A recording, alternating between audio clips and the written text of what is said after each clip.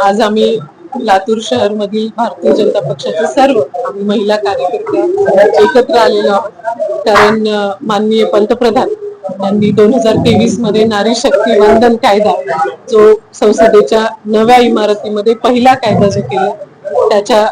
विशेष अधिवेशन घेऊन काही घटना दुरुस्ती होणार आहे आणि त्याचे लगेच इम्प्लिमेंटेशन फास्ट ट्रॅक इम्प्लिमेंटेशन होणार आहे. त्याच्यासाठी माननीय पंतप्रधानांचे आभार आणि अभिनंदन करण्यासाठी आम्ही सर्वजणांनी आज ही पत्रकार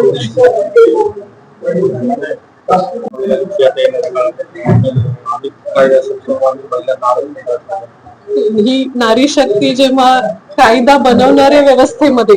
33% सहभाग घेईल तर ते देशाचं संसद असू द्या किंवा राज्याचं विधिमंडळ असू द्या तिथे जे कायदे बनले जातील त्याच्यामध्ये महिलांचा आम्ही 50% आहोत तसं पाहिलं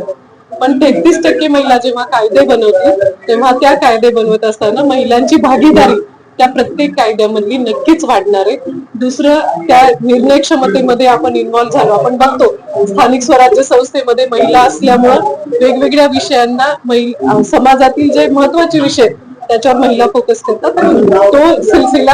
पुढे राज्यात राहिलेला आणि केंद्रात